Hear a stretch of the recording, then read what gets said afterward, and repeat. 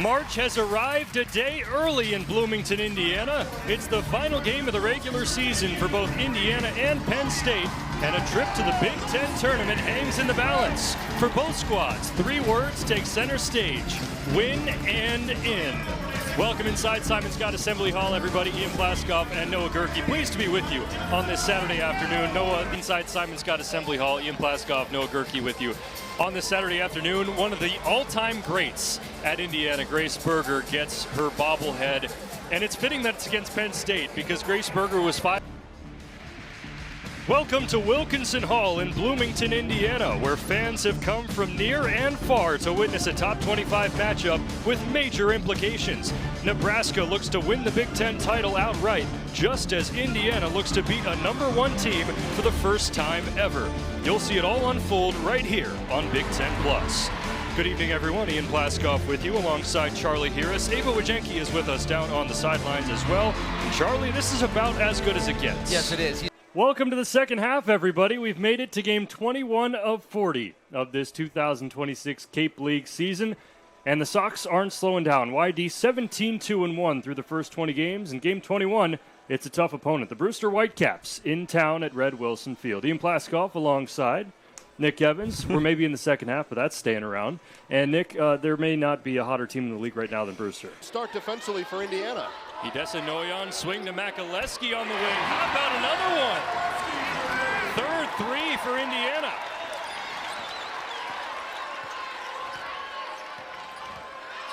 Indiana came out flat against Rutgers on Wednesday, emphasized energy in the shoot-around this morning, and they have brought the energy to start this game.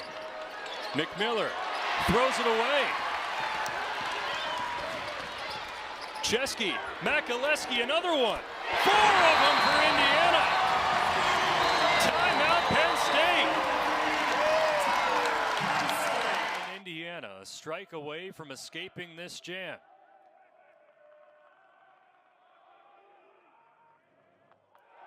Got him! And Ball State strands the bases loaded. Michael Sarhat steps up when it matters most. Bruletti for Alt on top of the 18, popped up. Out to Oduro. Oduro pump fakes the shot, lets it rip, it's in!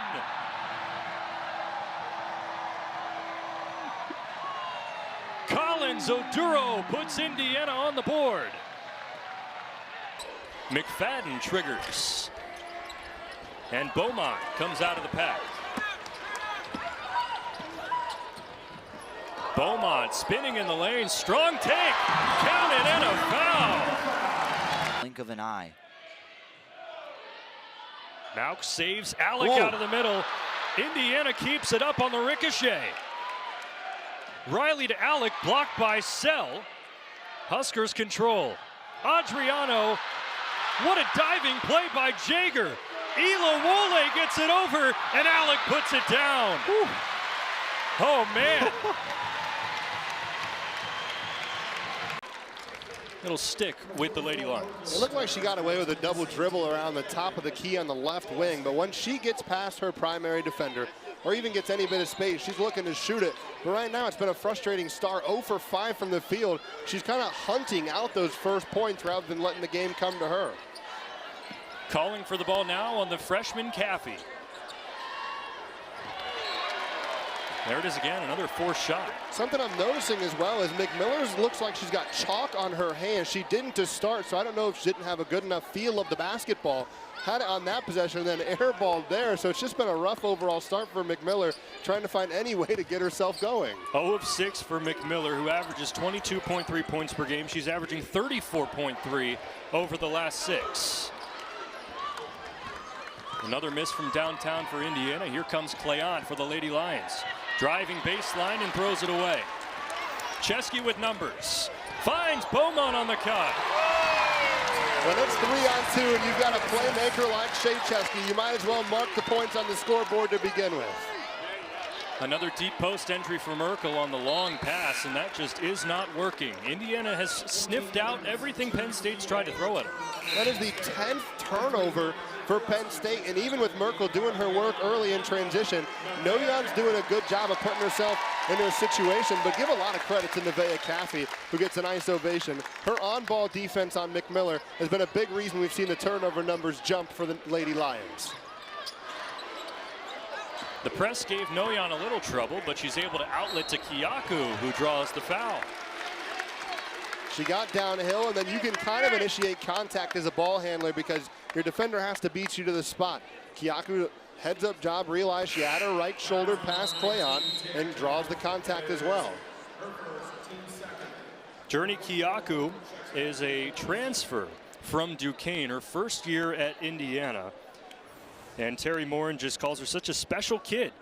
It took her a few weeks to get acclimated to this program at Indiana, stepping up to the Big Ten level of play. But an interesting story, when Indiana was 0-10 in Big Ten play and things weren't looking so great, usually you might see coaches check in on players. But Kyaku asked to meet with Terry Morin to check on how Terry was doing emotionally during that period of time. Just a leadership for the guard. Yeah, and it's a tough stretch, especially for Indiana, when you've won 20 games or so year after year and you have the rough stretch that you do. When you have that veteran leadership, and she stepped up of recent. We saw a lot of Phoenix Stowe time at the beginning of the year. Kyaku's been that calming presence, not only with the team, but apparently with Coach Morin as well, to make sure she's doing all right during this up and down season. I'll tell you, Kyaku is a blast to watch as well. She is so fast up and down the floor, it's just a blur.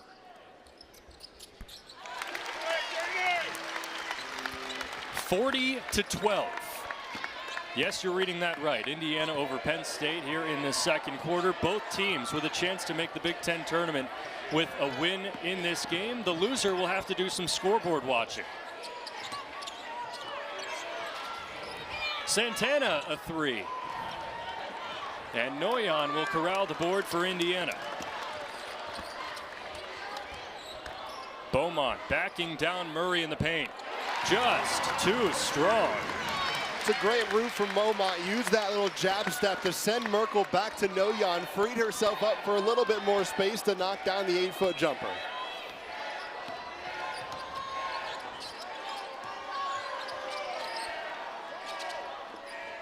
Santana driving on Makaleski, wraparound pass, and the kick to Murray.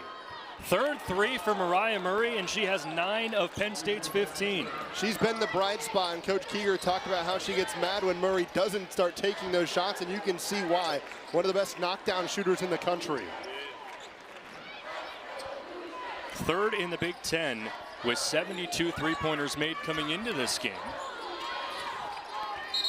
And Kyaku turns it over on the travel. A little too ahead of herself, trying to tack in the rim, ends up pulling that pivot foot off the ground, returning it back while trying to make a drive. Indiana's been really impressive on the defensive end, showing two bodies at Merkel, but having that backside help to cut off some of those entry passes. They've been really impressive on the defensive end to start this one. If you're Penn State, your superstar in Kiyomi McMiller's 0 of 6 from the field, just came off the bench for a little stint of rest. How much do you try and force her to get going early? It depends on if Caffey's going to keep guarding her like this. I'm not sure how much you can force her. McMiller's going to try to get her own shots as she does there. It's just been a rough start for her, and she's going to keep trying to put them up. That's why she's a volume scorer. Murray misses the three ball. It's out of bounds, and it will stay with Penn State. You can see time and time again down the floor, McMiller is trying to get space, trying to get an open look, and it's just not there. And when you're a high scorer like McMiller, you start forcing some of those shots because normally all you need to see is 1 or 2 of those go down before a whole bunch of them start going down. McMiller will inbound. And there's an offensive foul away from the ball. It's on Amaya Evans, illegal screen. And that can all be credited to Beaumont, trying to go over the screen. They were looking to find it to Merkel. Beaumont going over the screen forced Evans to try to widen up a little bit because Noyan was there to help. A tremendous play by the Indiana junior. Nevaeh Caffey with the ball, 9 points, 4 of 8 shooting, and she's locked down one of the best scorers in the country as Chesky gets back going, and she's in double figures now. That's her 13th point of this first half.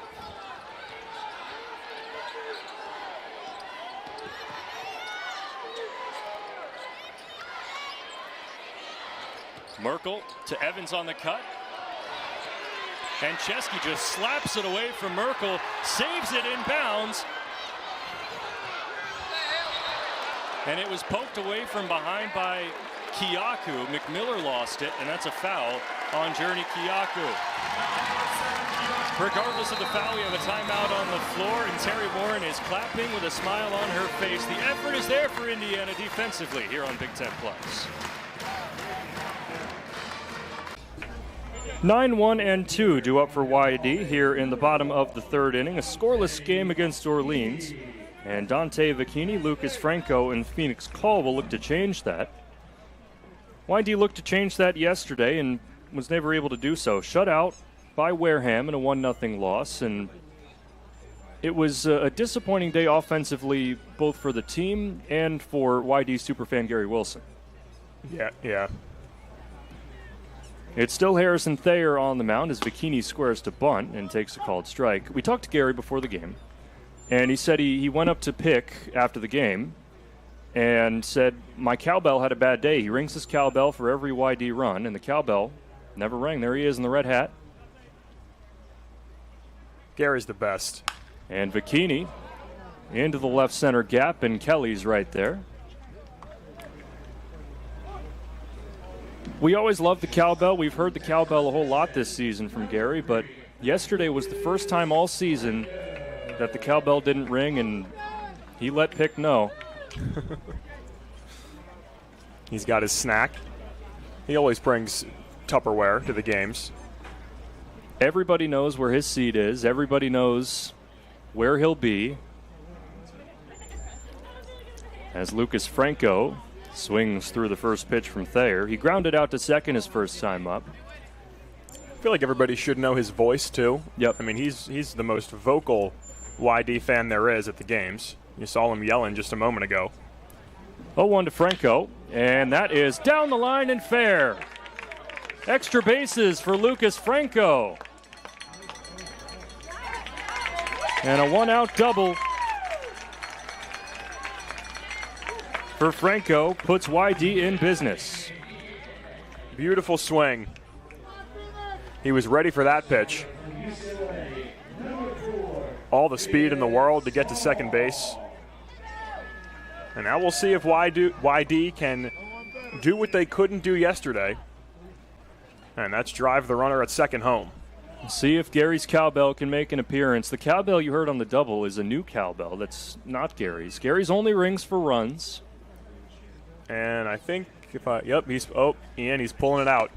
Phoenix Call takes a called strike.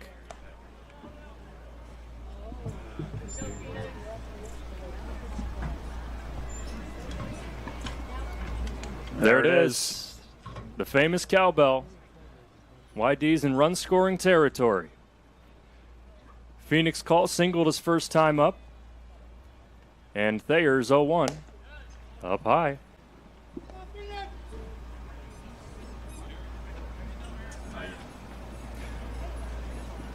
There were two teams that hadn't been shut out all season leading into yesterday. YD was one of them, but that's changed. And now Chatham is the only team that has made it this far without getting shut out. The 1-1, a big swing and a miss from Call. Looked like he was on time with that pitch, just a little bit over top of it. Good breaking ball. Lucas Franco leading off second after his one-out double. And Harrison Thayer up 1-2 on Call. It's 2-2.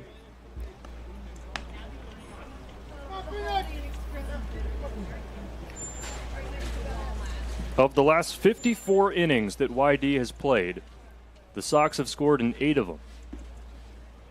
Offense has been hard to come by in recent games, and the 2-2 keeps Call alive.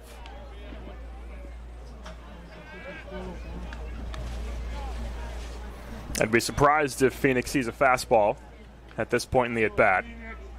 He's going to have to hit something off speed, I would think.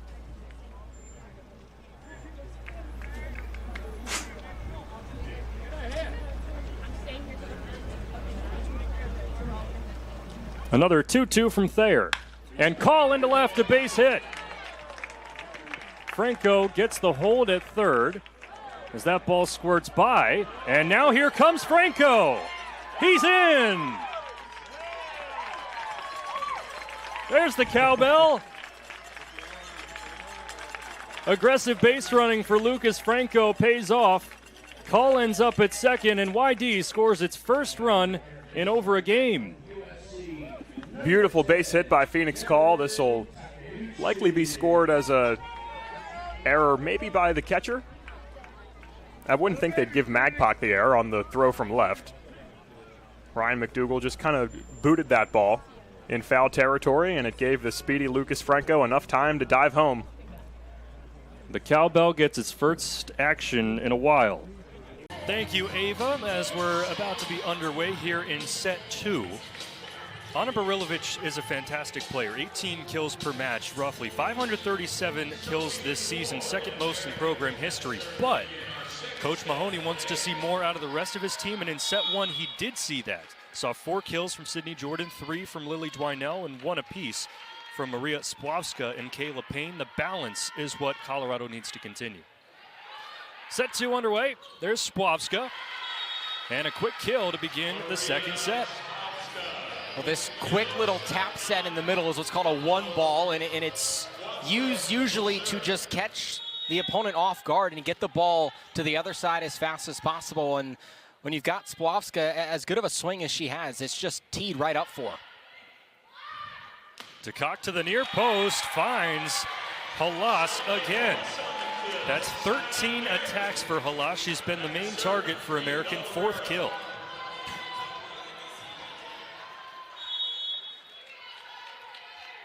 Match 1 of the 2025 NCAA Division I Volleyball Championship here in Bloomington, Indiana.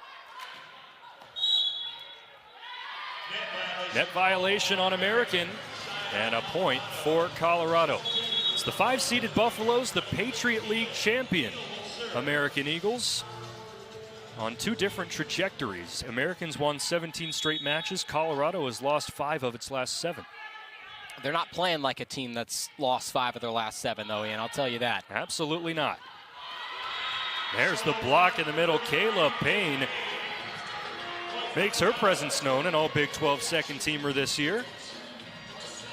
Ball had no chance. I don't even know if it got past the tape.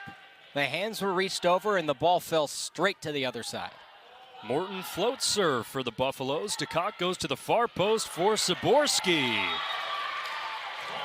3rd kill of the afternoon for Carly Saborski, who's starting to find her footing. It's such an advantage for American to have 2 excellent outside hitters in Halas and then a lefty in Saborski. If she plays that right pin, she hits like a righty on the left pin. You got the velocity on either pin for American, which is a great weapon for Coach Kim to have. Ryan Finley tried the quick out-of-system dump, the setter, and it was unsuccessful. First time we've seen that from either squad. I don't dislike the choice there, but maybe on a little bit of an easier ball to get. Look for Colorado to maybe come out with that little dump look again. Finley will go to the far post for Barilovic. Cross-court swing, glides along the net on the Colorado side, and American has the lead 4-3 here in the second set. Yeah, Barilovic missed that off the right side of her hand, and American's first lead today. They've got good momentum going. It's a game of runs.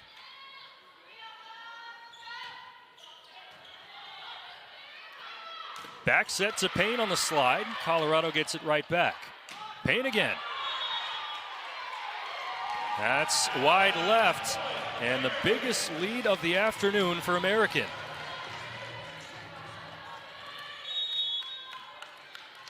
You're starting to see what happens when Barilovic goes a little bit quiet. Absolutely, but I mean the fact that American's able to continue and play their best is a tremendous sign, but that time slips a little the other way. There's Barilovic. Yep, right on cue. 6 kills on the afternoon and really helping this Colorado team hit the ball well. Efficient, active, mixing the looks. and really emphasizing the block up front. There's Payne again. Yeah, Payne is a force to be reckoned with on the block, and there is nothing that American could have done. Any swing they try and attempt there gets blocked. Well, Barilovic uses the help of the tape a little bit and earns an ace. I love the little bench celebrations that each team has. They're so wildly different, but they're all very creative. It's fun to see what teams come up with. On the slide, Sterling is denied again, and this Colorado block is active. It's tremendous, Ian, and the ability for Jordan to read that slide on the back set is something that has impressed me all night, or all afternoon. 3-0 run for the Buffaloes. They've regained the lead. We'll be back after a short break on ESPN+.